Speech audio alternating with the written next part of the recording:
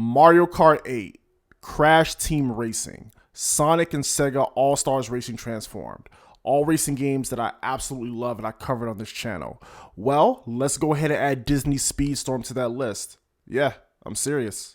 Let's get into it.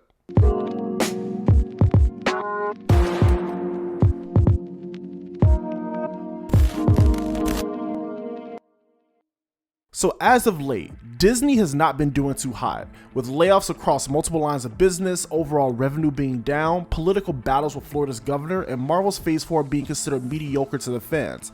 However, it seems Disney has been getting it right as of late when it comes to the interactive side, like video games.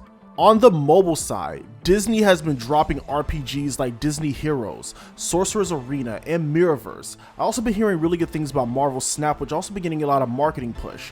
On the console side, I've seen many people hop onto Disney Dreamlight Valley, which seems to be Disney's take on the life simulator.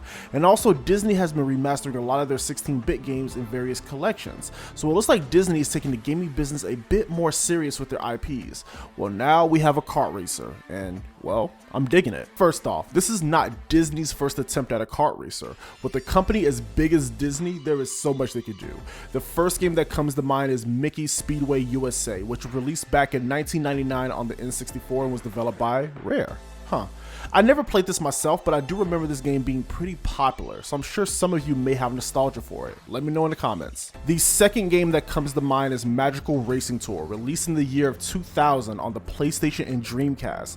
Another game that I never played and don't really hear people talk about this one as much as Mickey Speedway. So if you have any memories of this game, drop a comment down below and let me know. So fast forward to the year 2023, we now have Disney Speedstorm, an arcade racer that highlights the many years of Disney films. In the development seat is Game Loft, which is mostly known for their mobile offerings such as the Asphalt series, which I will admit, they are fun mobile racing games. Kind of reminds me of the old school Burnout on PS2 for those who are old enough to remember. So yeah, I wasn't too mad at the developer choice. However, on the flip side, since I knew Gameloft was mostly known for games on mobile and Disney being a company who loves to monetize their IPs, there was no doubt in my mind that this game was going to be a live service game with microtransactions and opportunities for the devs to rake in the cash. And well, I wasn't wrong, but I still wanted to try this game out because it did look promising from the gameplay perspective, so here we are.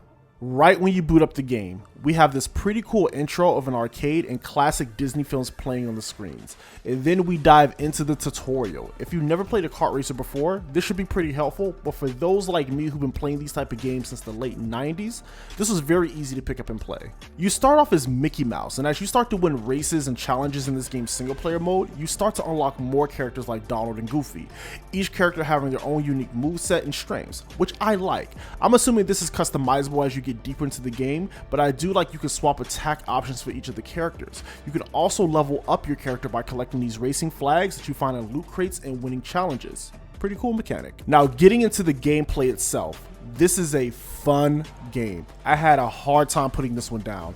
Of course, I'm a huge Disney fan, so the game already had points for that alone. But to actually play this game and for it to control extremely well and be fun, I was so satisfied. The racing is intense. These CPUs are not playing around. I actually had to play skillfully to come out on top, and seeing all the crazy things that could happen throughout the race, it's crazy. Since the game is pretty fresh, the course selection is not that huge. I'm sure in later seasons we'll get more courses that you can either pay for or download, but the courses we got so far are pretty enjoyable. My favorite being the castle and the Steamboat Willie inspired courses. I really dug the Mulan and Jungle Book courses as well. I found those to be extremely fun and chaotic to race on. Hey yo, this soundtrack has no business being this good. Remixes the classic Disney movie tracks, but when I tell you I really enjoyed the music in this game, I really enjoyed the music in this game. So props for that. Listen, music and games are important, so I'm glad we got some great tracks to race to here. Now for the negatives. This game is obviously a live service game made to monetize. There is no doubt about that. My only issue with that, the game already retails for $29.99. Granted, it's not a full 60 or 70, but Come on, man. It's the same reason I was disappointed with the Chuckaball racing game that was released on Switch. Maybe I'm just old school, but I'm just not a fan of that business model. But listen, I get it. From a business money standpoint, I get it. At the current state of the game, I can't recommend you purchase this at full price right now. It is a super fun game. Don't get me wrong. I had a blast playing it, but there isn't enough content yet to justify paying $30 for it. I'm also waiting to see the pricing structure for when they do release new content to see what that's going to look like, you know?